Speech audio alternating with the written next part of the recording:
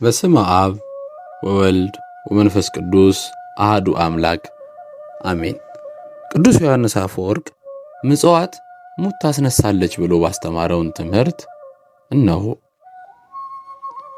ምጽዋት ስርየተ ኃጢአትን ትሰጣለች፣ ሞትንም ቢሆን ታርቃለች።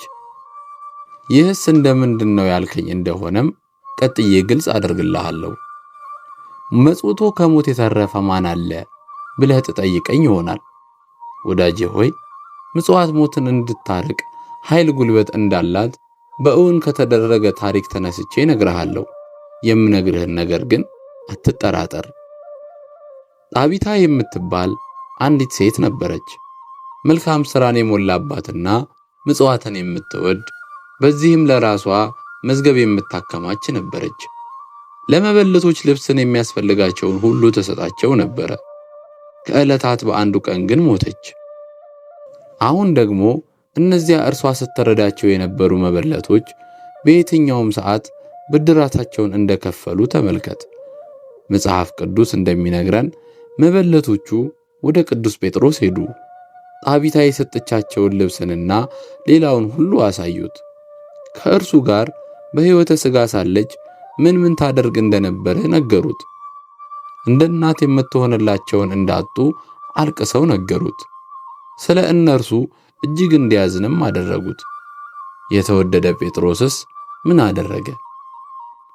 ሁሉንም ወደ ውጭ አስወጥቶ ተንበርክኮ ጸለየ። ወደ ሬሳውም ዘወር ብሎ ጣቢታ ሆይ ተነሽ አላት። እርሷም ዓይኖቿን ከፈተች። ጴጥሮስንም ባየች ጊዜ ተቀመጠች። እጁንም ለእርሷ ሰጥቶ አስነሳት። ምዕመናንና መበለቶችን ጠራ። ሕያውም ሆኖ በፊታቸው አቆማት።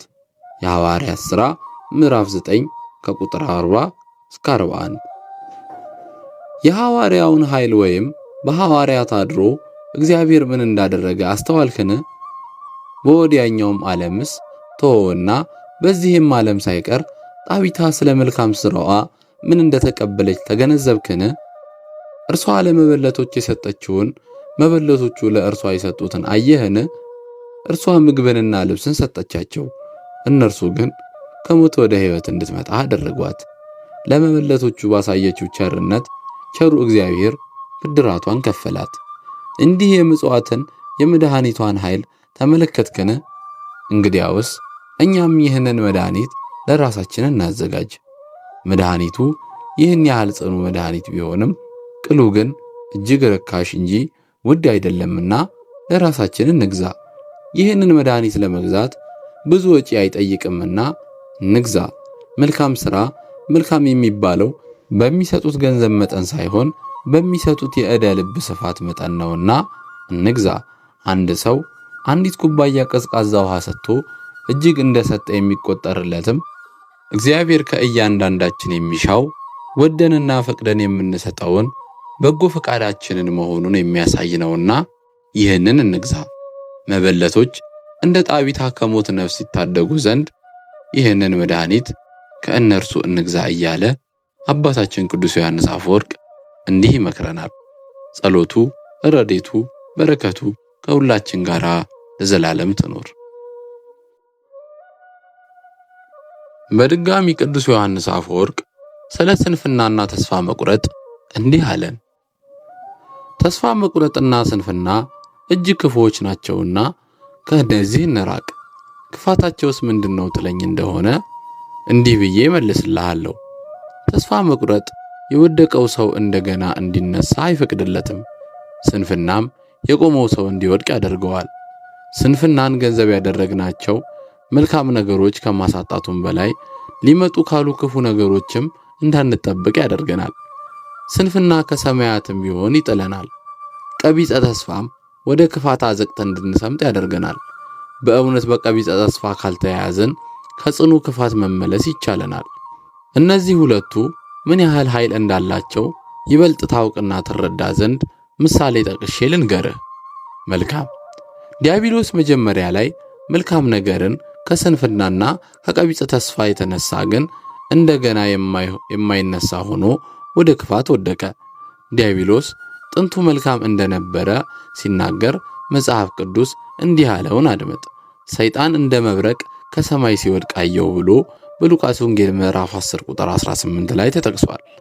መብረቅ የሚለው አገላለጽ ዲያብሎስ ከመውደቁ በፊት ምን ያህል ብሩህ ሕይወት እንደነበረውና በምን ያህል ቅጽበት እንደወደቀ የሚያመለክት ነው።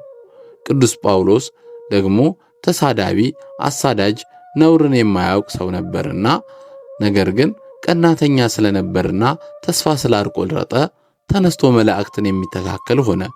ይሁዳ ሐዋርያ ነበረ፣ ነገር ግን በስንፍና ምክንያት ጌታውን አሳልፎ ሰጠ። ፈያታዊ ዘየማን ደግሞ እንደዚያ እጅግ ክፉ የነበረ ሰው ቢሆንም ቅሉ ተስፋ ስላልቆረጠ ሁለቱንም ቀድሞ ገነት ገባ። ፈሪሳዊው ሰው ራሱን ከፍ ከፍ ያደርግ ስለነበረ ከምግባር ማማ ላይ ወደቀ። ቀራጩ ግን ተስፋ ስላልቆረጠ ከፈሪሳዊው በልጦ ወደ ምግባር ወደ ሰገነት ወጣ። ስለዚህ ስንፍናንና ተስፋ መቁረጥን ከእኛ ዘንድ እናርቃቸው እያለ ቅዱስ ዮሐንስ አፈወርቅ አባታችን እንዲህ ይመክረናል። ረድኤቱ በረከቱ ከሁላችንም ጋር ለዘላለም ትኖር። በስተመጨረሻም እግዚአብሔር ነዳያንን የሚልክልህ ለምንድን ነው ብሎ እንዲህ ይጠይቃል። ወዳጄ ሆይ እግዚአብሔር ነዳያንን የሚልክልህ መስጠትን እንድትለማመድ ነው። ዛሬ በነዳያኑ አድሮ የሚለምንህ ለኋለኛይቱ ቀን ስንቅ እንዲያስቀምጥልህ ወዶ ነው። ታዲያ ንጉሥ ወደ ቤቱ መጥቶ የሚያባርር ሰው እንደምን ያለ ጉስቋላ ሰው ነው? እንግዲያውስ ነዳያንን ስታይ ወደ አንተ የመጣው ንጉሠ ሰማይ ወምድር ክርስቶስ እንጂ ሰው አይደለምና አትክፋው፣ በረከትህን ከቤትህ አውጥተህ አትሸኘው እያለ ቅዱስ ዮሐንስ አፈወርቅ እንዲህ ይመክረናል። ረድኤቱ በረከቱ ምልጃው ጸሎቱ ከሁላችን ጋር ለዘላለም ትኑር። አፈወርቅ ሚዲያ ዩቲዩብ ቻናላችንን ሰብስክራይብ እና ላይክ በማድረግ እንዲሁም ሁልጊዜ የምንለቃቸውን መንፈሳዊ ትረካዎችና ጣፋጭ ትምህርቶች እንዲደርሳችሁ የደወል ምልክቷን በመንካትና ሼር በማድረግ አገልግሎታችንን ይደግፉ። ሰላም እግዚአብሔር ከሁላችን ጋር ለዘላለም ትኑር።